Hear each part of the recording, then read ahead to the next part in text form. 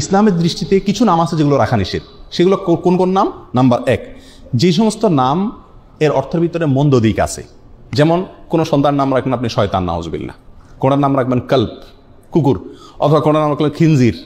খিনজির নামও রাখছে কে জানি, আমি একবার শুনছি যে কোরআনে আল্লাহ খিনজির শব্দ উল্লেখ করছেন। খিনজির মানে শুকর, তো ছেলের নাম বা মেয়ের নাম রেখে দিয়েছে খিনজির। বলে যে আপনি এর নাম কোথেকে রাখলেন, কেন রাখলেন? বলে যে কোরআনে পাইছি। তো কোরআনে পাইলে কি আপনি রাখবেন নাকি? কোরআনে তো ফেরাউনও আছে, সেজন্য আপনি ফেরাউন নাম রাখবেন না।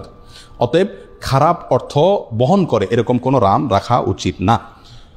দ্বিতীয়ত, যেই নামের অর্থের ভিতরে শিরক আছে অথবা ইসলামী আকীদার সাথে সাংঘর্ষিক যে নামের অর্থ, সেরকম নাম শিশুর জন্য নির্বাচন করা যাবে না। আমাদের অনেক নাম আছে সমাজে ছড়িয়ে ছিটিয়ে আছে, যে নামগুলো ইসলামী আকীদার সাথে সাংঘর্ষিক, অথচ আমরা জানি না। যে নামগুলোর অর্থের ভেতরে শিরকি অর্থ লুকায়িত আছে, অথচ আমরা জানি না। সেরকম কিছু নাম আমরা আজকে আপনাদেরকে বলছি। নাম্বার 1, আব্দুল নবী। এই নামে আমাদের দেশে কিন্তু কোনো কোনো লোকের নাম আছে। আব্দুল নবী মানে হলো নবীর গোলাম। কোনো মানুষ কি নবীর গোলাম হয়? গোলাম তো শুধু আল্লাহর। তাহলে এটা শিরকি নাম। এই নামের অর্থের ভিতরে কি আছে? শিরক আছে। এরকম নাম থাকলে সেটা পরিবর্তন করতে হবে। অনেকে নাম রাখেন আব্দুল আলী। আব্দুল আলী, আল্লাহ আলী, এটা আল্লাহ সুবহানাহু ওয়া তাআলার গুণবাচক 99টি নামের একটি। সেই হিসাবে আপনি রাখতে পারেন। আলী মানে হলো উঁচু, মহান, আল্লাহর গোলাম। আলী আল্লাহ তাআলার গুণবাচক নাম, সেই হিসাবে আব্দুল আলী ঠিক আছে। কিন্তু সাধারণত আমাদের সমাজে আলী রাদিয়াল্লাহু তাআলা আনহুর নামে এই ধরনের নাম রাখা হয়ে থাকে। যদি এখানে আলী বলতে খলিফা আলী রাদিয়াল্লাহু তাআলা আনহুকে উদ্দেশ্য করা হয়, তাহলে আলী মানে হলো ইসলামের চতুর্থ খলিফা আলী রাদিয়াল্লাহু তাআলা আনহুর গোলাম, তাহলে সেটাও কি হবে? শিরকি অর্থ বহন করবে। আর এখানে যে আলী রাদিয়াল্লাহু তাআলা আনহুকে উদ্দেশ্য নেওয়া হচ্ছে, মিন করা হচ্ছে, তার অনেকগুলো প্রমাণও আছে, ইঙ্গিত পাওয়া যায়। এই জন্য এই ধরনের নাম রাখার ক্ষেত্রে সাবধান থাকা উচিত। আলী রাদিয়াল্লাহু তাআলা আনহুকে ঘিরে আর অনেকগুলো নাম আছে আমাদের সমাজে, যেগুলো সংস্কার হওয়া উচিত, যে নামগুলো রাখতে আমাদের সচেতন এবং সাবধান হওয়া উচিত। তার ভিতরে একটা হলো কারামত আলী। কারামত আলী মানে হলো আলীর কারামত। সাধারণত শিয়ারা এই সমস্ত নাম রাখে। তো এগুলো আমাদের সমাজে চলে আসছে, কারণ এককালে এক সময় আমাদের দেশে যখন আলেম ওলামা ছিলেন না এত, এবং ওই কাবুলিওয়ালারা আফগান থেকে, ইরান থেকে মানুষ ব্যবসার জন্য আসছে বা নানা কারণে আসছে এই দেশে, শিয়ারা আসছে, তাদের খুব প্রভাব ছিল, এবং যারা তখন রাষ্ট্র পরিচালনা করতেন, ক্ষমতায় ছিলেন, তাদের ভেতরে শিয়াদের বিরাট প্রভাব ছিল। এই জন্য আমাদের সাধারণ মানুষেরা নামের জন্য এদের কাছে যেত, আর এরা এই সমস্ত নাম দিত, যে সমস্ত নামের সাথে শিয়াদের আকীদা মিশে আছে, এবং সেগুলো আমরা এখনো রেখে চলছি, ওইটার অর্থ হয়তো খেয়াল করি না। কারামত আলী মানে হলো আলী রাদিয়াল্লাহু তাআলার কারামত। যেহেতু ওরা আলী রাদিয়াল্লাহু তাআলা আনহুকে খুব বেশি ভক্তি করে, অতিভক্তি করে, এই জন্য সব নামের মধ্যে আপনারা আলী, হাসান, হোসেন এই 3 নাম পাবেন। আমাদের দেশে যত নাম আছে বেশিরভাগ বা বিরাট একটা অংশ আছে নামের, যে নামের শেষে কি পাবেন? আলী অথবা হাসান অথবা হোসেন। শরবত আলী, কারামত আলী, কামরুল হোসেন, দেলোয়ার হোসেন। এখানে যদি খোঁজেন এই মজলিসে, আমার মনে হয় অর্ধেকের বেশি নাম পাবেন যাদের নামের শেষে হয় হাসান আছে, আর না হোসেন আছে, আর না হয় আলী আছে। এটা ওখান থেকে আসছে। আমরা হয়তো সেই দৃষ্টিকোণ থেকে রাখি না, কিন্তু এগুলার থেকে আমাদের বের হয়ে আসা উচিত। রাসূল আকরাম সাল্লাল্লাহু আলাইহি সাল্লামের প্রতি মহব্বত থেকে তার প্রিয় দৌহিত্র হাসান হোসেনের নামে নাম রাখেন, খুব ভালো কথা। আলী রাদিয়াল্লাহু তাআলা আনহুর প্রতি মহব্বতের কারণে আহলে বাইতের সদস্য সেই হিসেবে তার নামে নামকরণ করেন, কোনো সমস্যা নাই। কিন্তু আপনার নামের সঙ্গে এই 3 জন সাহাবীর নাম শুধু লাগাচ্ছেন, কই নামের শেষে আবু বকর লাগান না, ওমর লাগান না, তাহলে শুধু এই 3 জনের নাম কেন লাগাচ্ছেন? বোঝা গেল এগুলোর পেছনে শিয়াদের বদ আকীদা এবং দুর্বসন্ধিমূলক চিন্তা এবং দৃষ্টিভঙ্গি রয়ে গেছে, আর সেটাই আমাদের সমাজে এখনো বলবৎ আছে। বিধায় এগুলো রাখতে আমাদের একটু সচেতন হওয়া উচিত। অনেকে নাম রাখেন রহমত আলী। রহমত আলী, রহমত আলী মানে আলীর রহমত। রহমত হবে আল্লাহর। ও যে বললাম, এখানে আলী যদি আল্লাহর গুণবাচক নাম উদ্দেশ্য হয় তাহলে ঠিক আছে, কিন্তু সেটা হওয়ার সম্ভাবনা কম। অনেকে নাম রাখেন ফজলে আলী। ফজলে আলী মানেও কি? আলীর দয়া। তো এটাও মানে যদি আলী রাদিয়াল্লাহু তাআলার মিন হয়, এখানে উদ্দেশ্য হয়, তাহলে এটাও ঠিক হয় না। অনেকে নাম রাখেন গাউসুল আজম।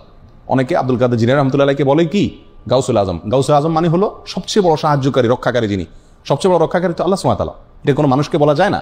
অতএব এটাও শিরকি নাম, এর নামের অর্থের ভিতরে শিরক আছে। অনেকে নাম রাখেন নবী। আমার পরিচিত গ্রামের ভিতরে একজন আছে, তার নাম হলো নবী। অনেকের নাম রাখেন নূর নবী। নূর নবী মানে নবীর নূর। এই সমস্ত নামগুলো একেবারেই অনর্থক এবং অশুদ্ধ নাম। অনেকে নাম রাখেন রাসূল আমিন। আমার দেশে কোনো কোনো লোকের নাম আছে কি রাসূল আমিন। রাসূলুন আমিন, এটা আমাদের রাসূল আকরাম সাল্লাল্লাহু আলাইহি ওয়াসাল্লামের একটা বৈশিষ্ট্য, যে তিনি আমানতদার রাসূল। এখন আপনি আপনার ছেলের নাম রাখলেন রাসূল আমিন, এটা খাটে না, একেবারেই অশুদ্ধ একটি নাম। অনেকে নাম রাখেন রসুলুল্লাহ। আমি দেখছি রসুলুল্লাহ নামের লোক আমাদের দেশে। রসুলুল্লাহ মানে কি? আল্লাহ রসুল। তো কীভাবে আল্লাহ রসুল হলো? এটা তো একেবারেই অশুদ্ধ একটা নাম। কথা বুঝে আসছে? অনুরূপভাবে আরেকটা অশুদ্ধ নাম আছে আব্দুস সুবহান, অনেক আলেমের নামও পাওয়া যায় আব্দুস সুবহান। আব্দুস সুবহান এই নামটাও ঠিক না। কেন ঠিক না? কারণ আব্দুন যোগ করে নাম রাখা যাবে আল্লাহর 99টা নামের শুরুতে, আল্লাহর 99টি গুণবাচক নামের শুরুতে আব্দুন যোগ করে আপনি কি করতে হবে? রাখতে হবে। কারণ আল্লাহর নামগুলো নির্ধারিত। আল্লাহর জন্য কোনো মন গড়া নাম আপনি আমি নির্ধারণ করার সুযোগ নাই। সুবহান নামে আল্লাহর কোনো গুণবাচক নাম নাই। সুবহান শব্দের অর্থ হলো পবিত্রতা বর্ণনা করা।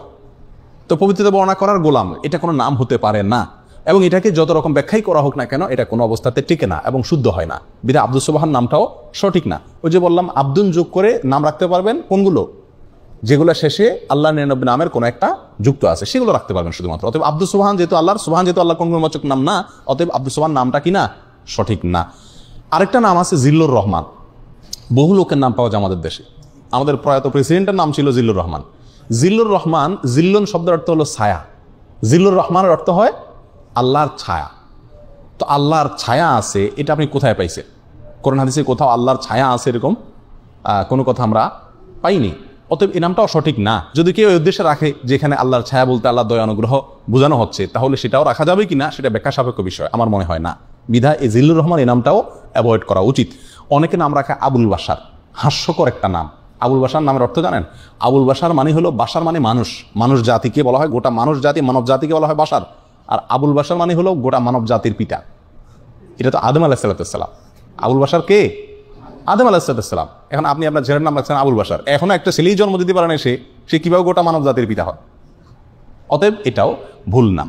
অনুরূপভাবে নামের ক্ষেত্রে আরেকটা ভুল আছে, সেটা হলো অনেক সাহাবীদের নাম এবং টাইটেল উপাধি যেটা, এই দুইটাকে একসাথ করে আমরা নাম রাখি, এটা চরম ভুল। যেমন ওমর ফারুক, বহু লোকের নাম আছে না? ওমর একজন সাহাবীর নাম, ইসলামের দ্বিতীয় খলিফার নাম। আপনি ওনার প্রতি মহব্বত রেখে, ওনার প্রতি মহব্বতের কারণে আপনার ছেলের নাম ওমর রাখলেন, একটা শিশুর নাম ওমর রাখলেন, ঠিক আছে রাখেন, কিন্তু তার নাম ওমর ফারুক রাখা ঠিক না। আবু বকর রাদিয়াল্লাহু তাআলার প্রতি মহব্বতের কারণে আপনি আপনার একটা শিশুর নাম রাখলেন আবু বকর, রাখেন, সমস্যা নেই। কিন্তু আবু বকর সিদ্দিক হয় না, কারণ সিদ্দিক এটা ওনার টাইটেল, এটা পৃথিবীতে আর কোনো আবু বকরের সাথে যুক্ত হবে না। আপনি ওসমান রাখলেন, সাথে গনি রাখেন। আমাদের দেশে বেশিরভাগ লোক দেখেন না, ওসমান রাখলে অবশ্যই সাথে কি আছে? গনি আছে। না ভাই, ওসমান রাখলে আর গনি রাখবেন না, কারণ ওসমান রাদিয়াল্লাহু তাআলার মহব্বত আপনি ওসমান রাখছেন ঠিক আছে, কিন্তু গনি মানে ধনী, এটা ওনার উপাধি, এটা আর কারোর সাথে যুক্ত হবে না। কথা বোঝা যাচ্ছে? আবু আইয়ুব একজন সাহাবী, যিনি হিজরতকারী সাহাবীদেরকে অনেক নুসরত করছেন, সাহায্য করছেন, এই জন্য ওনার নাম হয়ে গেছে আবু আইয়ুব আনসারী। উনি আনসার ছিলেন সেজন্য। এখন আপনি আপনার ছেলের নাম রাখলেন আবু আইয়ুব আনসারী, সে আনসার কবে হলো? কথা বোঝা যাচ্ছে? অনুরূপভাবে বহু সাহাবায়ে কেরামের বিশেষ বিশেষ কিছু টাইটেল আছে, এই টাইটেলগুলো কারণ নাম হতে পারে না। আমি যদি একটা এক্সাম্পল দিই বিষয়টা পরিষ্কার হবে। যেমন মোহাম্মদ, এ নামে নাম রাখা যায় কি যায় না?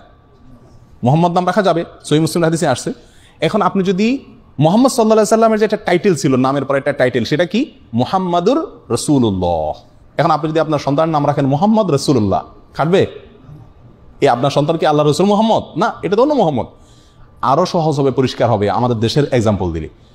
শেখ মুজিবুর রহমান, মরহুম শেখ মুজিবুর রহমান, ওনার প্রতি মহব্বত করে আপনি কোনো সন্তানের নাম রাখলেন মুজিবুর রহমান, এটা ঠিক আছে, চলে। জিয়াউর রহমান, মরহুম জিয়াউর রহমান, তার প্রতি মহব্বত করে আপনি আপনার কোনো সন্তানের নাম জিয়াউর রহমান রাখলেন, এটাও চলে। চলে না? চলে না। এবং অনেকে রাখেও। আপনি যদি রাখেন বঙ্গবন্ধু শেখ মুজিবুর রহমান, তাহলে নামটা কি শুদ্ধ হবে? আপনি যদি প্রেসিডেন্ট জিয়াউর রহমান রাখেন, এটা শুদ্ধ হবে? আপনি যদি বেগম খালেদা জিয়া রাখেন, শুদ্ধ হবে? আপনি যদি প্রেসিডেন্ট হোসেন মোহাম্মদ এরশাদ রাখেন, শুদ্ধ হবে?